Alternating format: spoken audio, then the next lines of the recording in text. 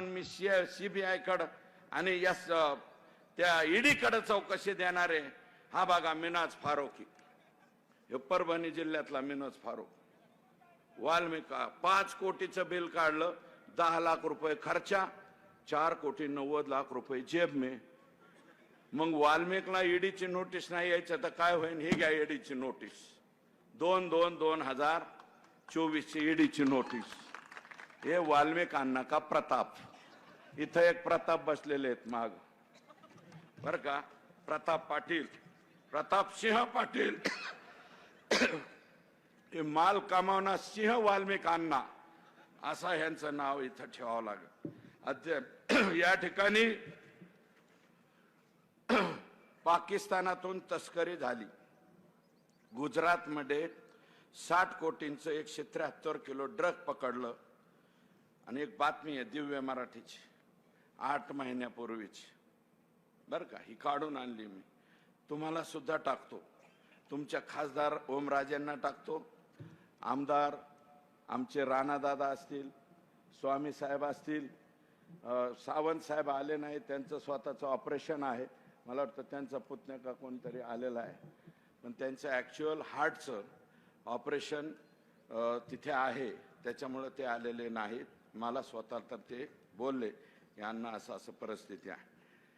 याच्यामध्ये ड्रग महाराष्ट्रातील तिघांसह 5 अटकेत. 3 दिवसात 890 कोटीचे ड्रग जप्त. दिव्य मराठीची बातमी, दिव्य मराठी पेपर, हा पेपर बघ. आणि एक इंजेक्शन आहे. ड्रग म्हणजे कोणतं? औषध नाही बर का, ऐसा लगाने का. आणि रातभर बांगो बांगो बांगो असल्या पद्धतीचं औषध आहे. दम मारो दम जुना झाला, आता बांगो बांगो सुद्धा जुना झाला.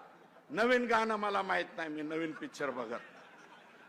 तुम्हाला सांगतो याच्यामध्ये 890 कोटीच्या ड्रग्स मध्ये कैलास सानप, दत्ता आंधळे हे 2 आरोपी अटक आहेत. गेल्या 1.5 वर्षापासून का 1 वर्षापासून त्याच्याबरोबर कोणाबरोबर फोटो आहे? धनंजय मुंडे यांच्या बरोबर त्याचा फोटो. आका, मेन आका, हा फोटो बघा, हा सुद्धा व्हॉट्सअप वरती टाकतो. करा खुलासे, द्या आम्हाला शा. निस्ते शिव्या देते. यांचे 4-5-10 लोक बसलेले. सुरेश दसच्या आईला असं, सुरेश अर्ध्या माझी आई वर गेलेली, वर असली तर बघ रे माझी आई, मधीच कुणाला तरी वरून बाण हाणायला लावा आणि माझ्या आईला दिलेल्या शिव्या माघारी घ्या, असं काहीतरी हो द्या. शिव्या देत आहेत, देऊ द्या.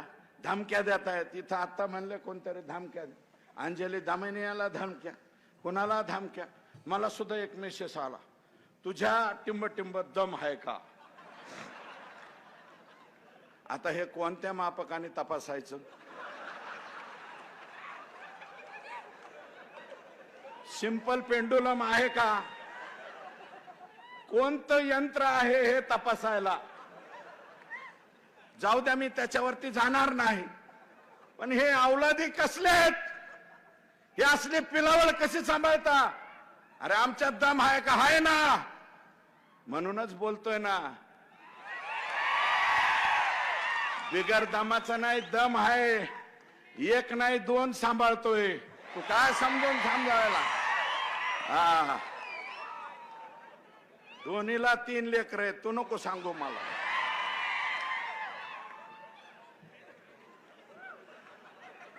पाकिस्तानातल्या तस्करी बरोबर यांचे फोटो. सारंगी महाजन काय म्हणाल्या काल परवा? तिचा नवरा कसला बी असू द्या, पण सारंगी महाजनने काय चूक केली?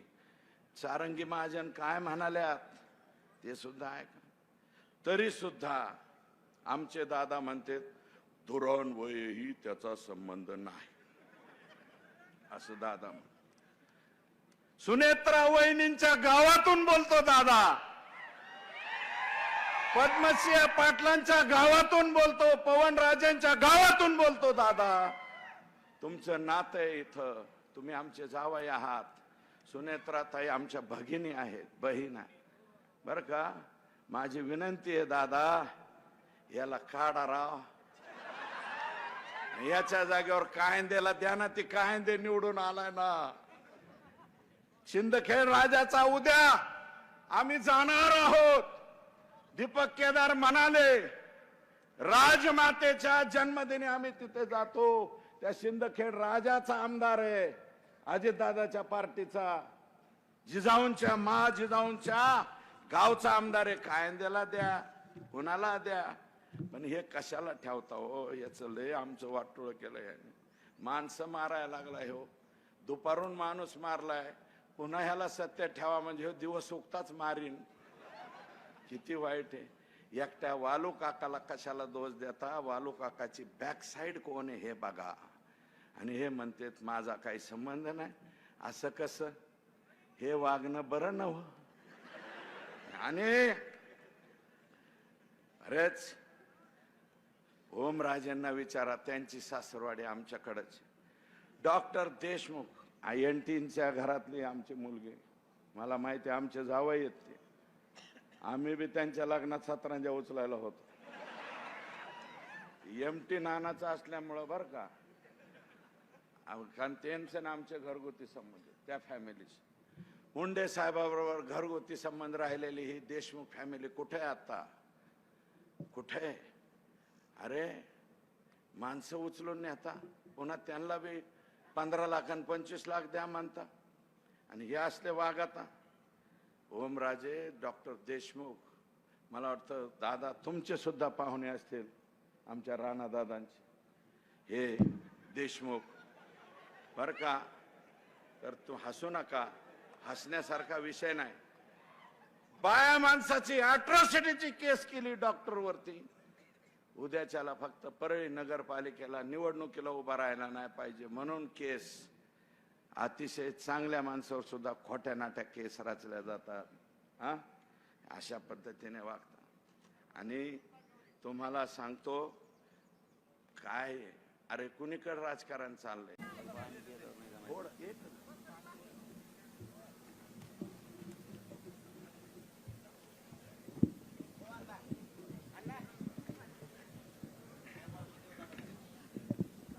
ऊन लागत आहे ना पोराय हो.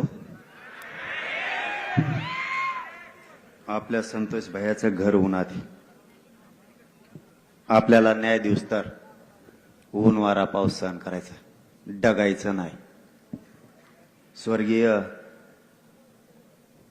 संतोष भैया देशमुख यांना विनम्र अभिवादन करतो.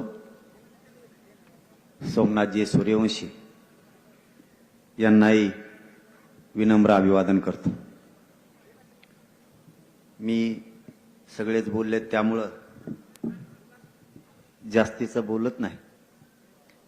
माझी तब्येत पण खराब आहे, परंतु माझ्या वेदनेपेक्षा संतोष भैयाच्या कुटुंबाच्या वेदना ह्या माझ्यासाठी जास्त महत्वाच्या आहेत. म्हणून आपण समाजासोबत राहिलं पाहिजे. मानपान सोडून आपण लढलं पाहिजे, समाजासोबत उभं राहिलं पाहिजे. म्हणून प्रत्येक मोर्चात मला जसं जसं जमल तसं तसं चालतो आणि येतोय. संतोष भैयाच्या बद्दल आज एक माहिती आली की सगळ्या आरोपींवरती मोका लागला. पण जर खंडणीतल्या आरोपींवर मोका लागला नसला तर हा मोका आम्हाला मान्य नाही. जितके आरोपी आहेत त्या सगळ्या आरोपींवरती मोका, आणि जे खंडणीतले आरोपी आहेत, जे खुनातले आहेत, हे दोन्ही एकच. हे वेगळे नाही आहेत. यांना सगळ्यांना 302 मध्ये घेतलं पाहिजे. पुन्हा पुन्हा एकदा मुख्यमंत्र्याला धाराशिवच्या नगरीतून सांगतो, सगळ्यांना 302 मध्ये घ्या. यातला एकही आरोपी सुटला नाही पाहिजे. यातला एक जरी आरोपी सुटला तरी हे राज्य आम्ही त्या क्षणाला बंद पाडणार, सोडणार नाहीत. अण्णा बोलता बोलता म्हणले याला याच्याहून हटवा, त्याच्याहून हटवा. ह्यो दुपाराच माणसं मारायला लागलाय. आणि ह्यो जर याला अमुक पदावरून हटवलं नाही तर ह्यो सूर्य उगताच लोक मारील. अण्णा पोरं सकाळी मरून द्यायचे का आता इथून पुढे लोक आपले? आता तुम्ही नुसतं नक्त लावा, मग तुम्हाला कळन कसे कुत्र्यासारखे सालटे निघतात अंगाचे. आता एवढं सोपं नाही. मुख्यमंत्र्याला या धाराशिव नगरीतून आमचं आव्हान आहे. या समाजानं तुमच्यावरती विश्वास ठेवलाय. तुम्ही कुटुंबाला शब्द दिला, एकही आरोपी सुटणार नाही. सगळे 302 खाली येतील. सगळ्यांना मोका लागल. मराठे म्हणून शांत आहेत. परभणीतल्या सोमनाथ सूर्यवंशीला सुद्धा न्याय मिळाला पाहिजे. त्या कुटुंबाला न्याय मिळाला नाही तर आम्ही खांद्याला खांदा लावून त्यांच्या सोबत उभा राहणार आहेत. जर या कुटुंबाशी मुख्यमंत्र्यांनी दगाफटका केला, तुमचा सरकारचा कार्यक्रम संपला. आम्ही सहन करू शकत नाही. मला या धाराशिव नगरीमध्ये आल्याच्या नंतर आणखीन एक माहिती मिळाली आणि ती विशेष करून तुम्हाला दोघांची गाल सांगतो. झोपले का रे आमदार ते सगळे? सरकारमधले आमदार जागे व्हा. अवघड होईंगा म्हणतो. मग अण्णाला पिक्चर बघते का नु नाही? लय का असतोय तुमचा. ह्यो व्हाया बदन्या म्हणते व्हाया. याला सोडत नाही वाटतं काहीच. तुम्ही यांना सोडू नका म्हणजे बस आम्ही आहेत तुमच्या माग.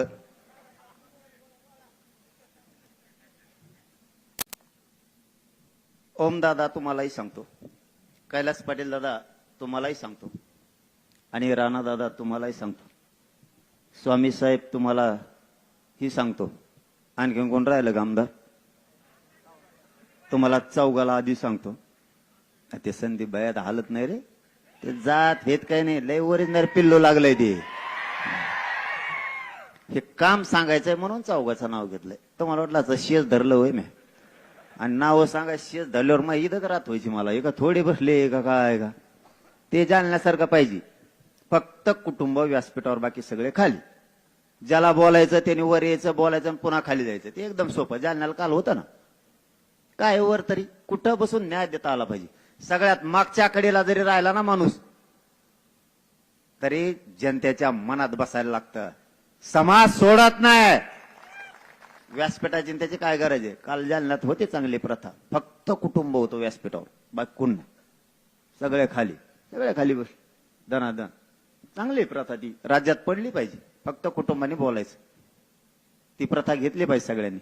चौघा बांधवांना मी जे नाव आत्ता घेतलं यांना सांगतो, तुमच्या धाराशिव मध्ये आणि मुख्यमंत्री साहेब तुम्हालाही सांगतो, या 4 जणांसह 5वे म्हणजे मुख्यमंत्री. या धाराशिव नगरीत पोलीस अधिकारी यांच्या 3 वर्षाच्या मुलीवर बलात्कार झालाय. मुख्यमंत्री साहेब तुम्ही जागे आहेत काय?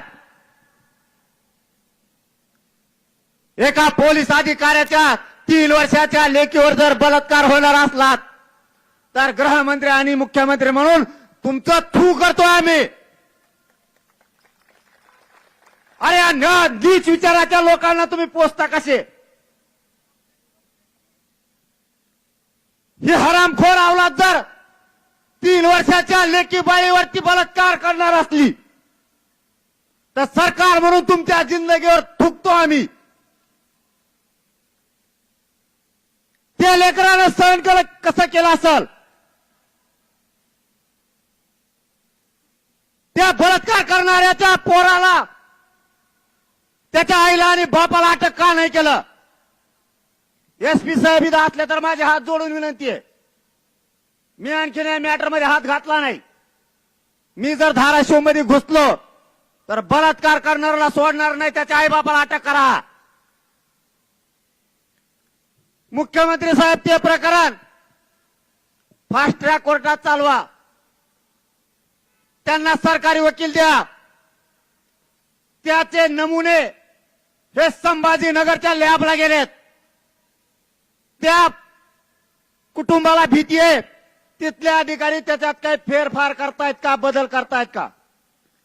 नमुन्यात बदल झाला नाही पाहिजे. याला जन्मठेप होईपर्यंत सुटता कामा नये. मी आणखीन तरी धमकी दिलेली नाही आणि मी ज्यावेळेस देतो त्यावेळेस मागे सरकत नाही. या 3 वर्षाच्या लेकराला न्याय मिळाला पाहिजे आणि ही जबाबदारी आज सरकार पक्षातले 2 आमदार आहेत, राणादादा आणि स्वामी साहेब. सत्ता पक्षातलेच आहेत ना? सगळे पडेलच बाजू आहे हो. ओम दादा आणि कैलास दादा तुम्ही लागा माग. तुम्ही सरकार पक्षातले तर राणादादा, त्या लेकीला न्याय मिळाला पाहिजे. हे जर सुटले तर तुमच्या चौघाच्या मागा लागा ना. मी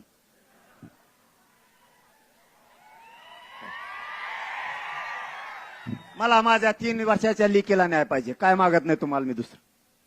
तुमच्यावर ज्या ज्या वेळी येईल पोराव जो समाजाच्या बाजूने बोलन, तुम्हाला आजच माझ्याकडून विनंती आहे, जो माणूस समाजाच्या बाजूने बोलन त्याच्या पाठीशी खंबीर उभा राहायचं. राहणार ना? तुम्ही भिडायचं. त्या लेकीला न्याय मिळाला पाहिजे. मला इथं आल्यावर आणखीन एक मॅटर कळालं. बघा हे प्रताप धनंजय मुंडेच्या टोळीची भंगार गोळा केले सालेकडून. कुठे गेलं रे ते फोटो आहे का? बघा फोटो बघितल्यावर तुमच्या 100% तुम्हाला दुखणंच येणार. ह्यो फोटो आहे बघा, दिसतोय का? दिसणारच नाही, सडलाय फोटो. बॉडी सडली, ही बॉडी पूर्ण सडली. किडे लागले तिला, किडे. बघा माणुसकीची हत्या कशी केली जाते. अजितदादा आणि देवेंद्र फडणवीस साहेब तुमच्या मंत्रिमंडळात असणाऱ्या नेत्याच्या हरामखोर पैदाशी पैदा ज्या झाल्यात ह्या गुंडाच्या, त्यांचे प्रताप येते. काय वाटलं असतं या बापाला? मी असलं कधी दाखवित नाही. मला त्या 3 वर्षाच्या लेकीच ऐकलं आणि हे बघितलं, याचा खून झालाय आणि आरोपी अटक नाही. सडली ही बॉडली, पूर्ण सडली. नाव काय अरे त्याच्यावर? कृष्णा खोरे कोरे. तुमच्या धाराशिवच हे मॅटर. हे पद बघा, ही बॉडी. गृहमंत्री आहेत का झोपले? हे बघा प्रताप, तुमच्या पक्षातल्या संविधानाच्या पदावर बसलेल्या माणसांच्या कार्यकर्त्याचे प्रताप. हे जरा व्यासपीठावरच्या नेत्याला दाखवा. अरे मग मी आहे ना, मला सांगत राहा इथून पुढं. इथून पुढं राज्यातलं सगळं सांगत राहा गोरगरीबा. मला मी आहे यांच्या मुंडक्यावर पाय द्यायला. आणखीन एक हे तेवढंच दाखवतो. तुम्ही आंतरवालीला सगळं गाभाळ आणून द्या. 25 तारखेच्या नंतर कार्यक्रमच लावतो मी यांचा सगळ्याचा. आता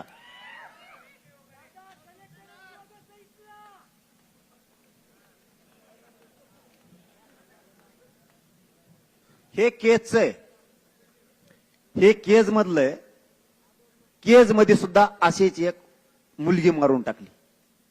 मुलगी मारून टाकली. हे आरोपी दारू पितेत बाहेर फरार आहेत. आत्ताही हे सुद्धा त्या धन्या मुंड्यांनी पाळलेली पैदासच. हे असे फिरतेत. न्याय द्यायचा नाही का? आता पुढचं सांगतो. 5 मिनिटात संपवतो. या राज्यातल्या लोकांनी आता जागा होणं गरजेचं आहे. मी कोणाला काही बोललो नाही. या धन्या मुंड्याचं मी कधी नाव घेतलं नाही. जो लोकांच्या पोरी छेडायचं सांगतो, आया बहिणीची इज्जत घेतो, जो खून करायचं सांगतो, असल्यांचं तोंडावर आम्ही नाव सुद्धा घेत नाही. पण ज्या दिवशी धनंजय देशमुखांना यांनी पोलीस स्टेशन मधून जाऊन धमकी दिली, त्या दिवसापासून मी धनंजय मुंड्याच्या मागे लागलो. आणि एकदा मी मागे लागलो तर पाणी पाजल्याशिवाय सोडित नाही. आपला रूलच तसा आहे. मी 25 तारखेपर्यंत आता शांत आहे. मी 25 तारखेपर्यंत काही बोलणार नाही.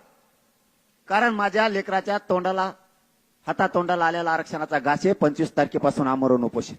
एकदा उपोषण झालं ना आरक्षण मिळालं याच परळीपासून मुंबईपर्यंत सगळं काढतो. कुंकडून कसा सुटतो आणि कसा काय होतो ते मी बघणार आहे. कारण त्याला मी सांगितलं तू माझ्या नादाला लागू नको. आता लागला. यांनी टोळ्या पाळल्यात. या जमिनी हडपायला लागले, घर हडपायला लागले. यांना जात कळत नाही.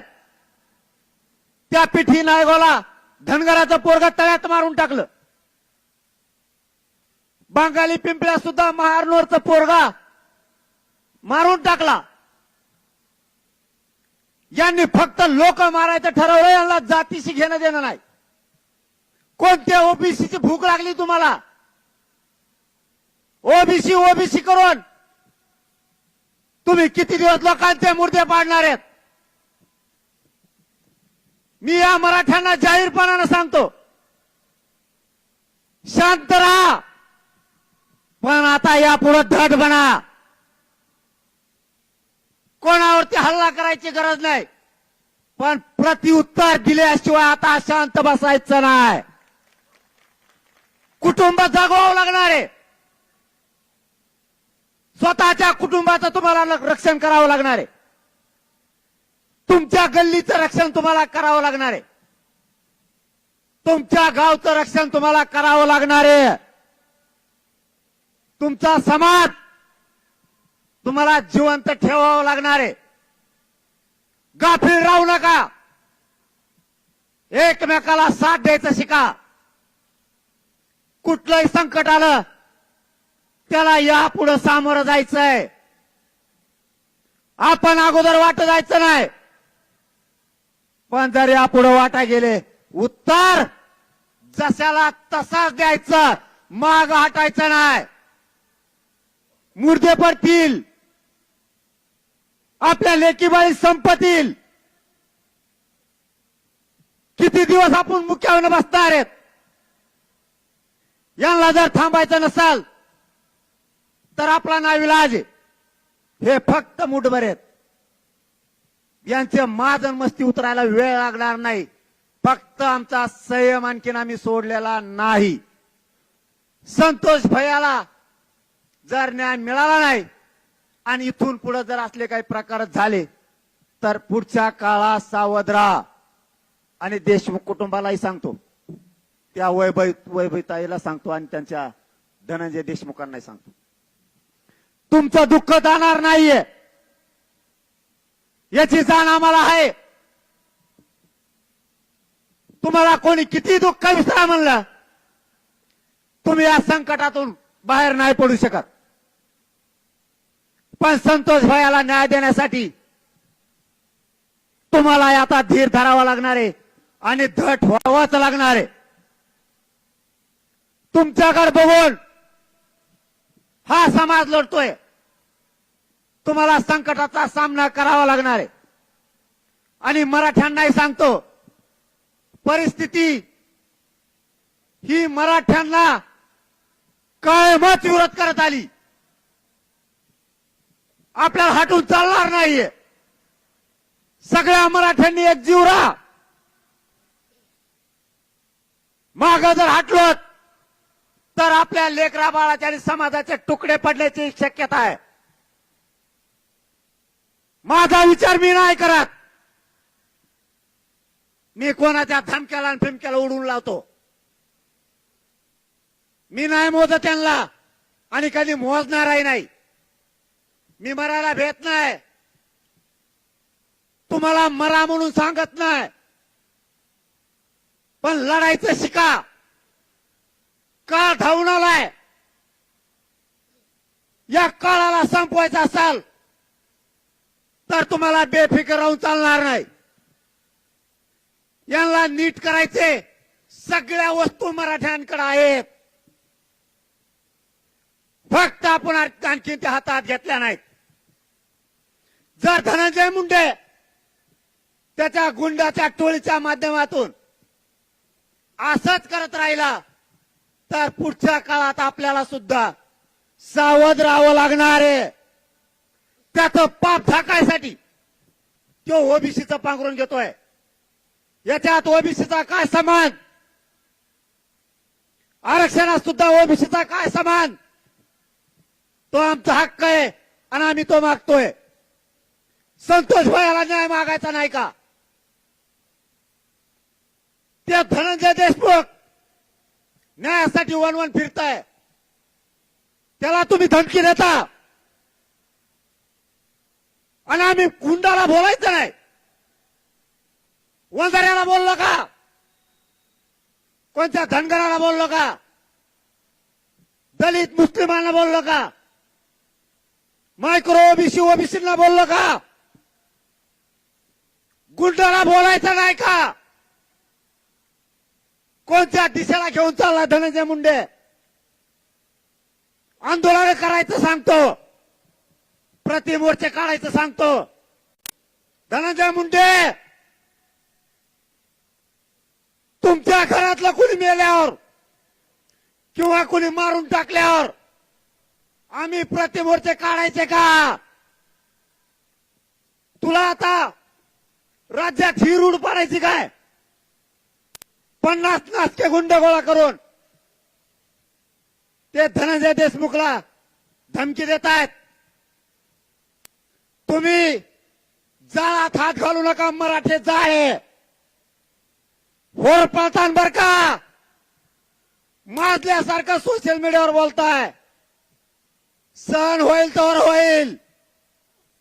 जर तुम्ही असा त्रास देत राहिलात तर मराठ्यांना नाविलाजानं उठाव करावाच लागणार आहे. माझा नाविलाज आहे. मी जातीवाद करत नाही, पण मराठ्यांना न्याय मागताना आणि संतोष देशमुखांना न्याय मागताना, सोमनाथ सूर्यवंशीला न्याय मागताना कोणाला जातीवाद वाटत असला तर बिनधास्त जातीवाद वाटू द्या. मी न्याय घेतल्याशिवाय मग हटणार नाही. धनंजय मुंडे, इथून पुढे तरी त्या गुंडाला थांबव. त्यांचा माज जर तुला थांबवता येणार नसला आणि तू ओबीसीचे नेते मराठ्यांच्या अंगावर घालून त्यांना आंदोलन करायला लावणार असला तर एक लक्षात ठेव, वेळ प्रत्येकावर येते. ज्या वेळेस तुमच्यातलं कोणी मारलं किंवा मेलं जाईल त्यावेळेस एक लक्षात ठेव, आमचा संतोष भैयाचा तुम्ही जीव घेतला, त्यानं तुझं पोट भरलं नाही, तरी तू जर मोर्चे काढायला लावत असला तर मराठ्यांनी सुद्धा प्रतिमोर्चे मग नंतर काढायचे का? तुम्ही जर आरोपीच्या पाठीशी उभा राहिलात तर पुढच्या काळात मराठ्यांच्याही जर एखाद्याकडून काय घडलं तर आरोपीच्या पाठीशी उभा राहायचं का? तू ही रूढ पाडू नको. मराठ्यांना जाहीर सांगतो, पुढच्या काळात सावध राहा, बेसावध राहू नका. काळ धावून आलाय, काळाला परतून लावायला लागताय. हे लोक मस्तीत आणि मगरुरीत पैशाच्या वागायला लागलेत. यांना ठाव ठिकाणा राहिला नाही. मस्तीचे त्यांची सगळी जात संपायला लागलेत. या जातीची जिल्ह्यात त्या पत होती, यांच्या हाताने यांच्या माधुर्यपणामुळं यांनी यांची पत कमी करून घेतली. आपला नाविलाज आहे. असाच जर काळ राहिला तर या काळाशी संघर्ष करून आपल्याला परतावं लागणार आहे. या काळाला मी तर भेट नाही. या समाजाच्या पायावरती आपण या अगोदर जीव अर्पण केलाय. भेटतो कोणाला?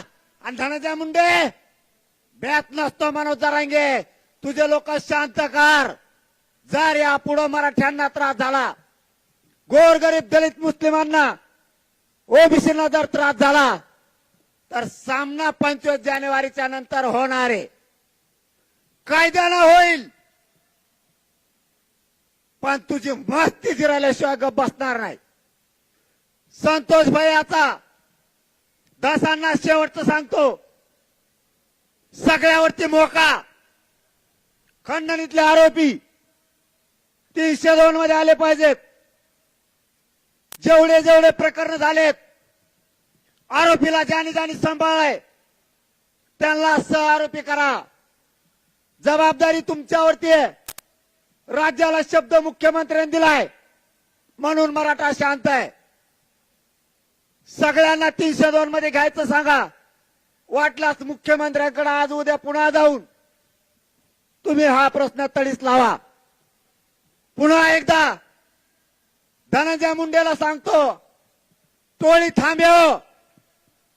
लाभार्थी टोळीनं अन्याय चालवला, थांबव तिला. जड जाईन बर का, ही धमकी नाही, तुला सावध करायलोय. तुला मी सांगितलं होतं माझ्या नादी लागू नको. यांची मस्ती थांबव.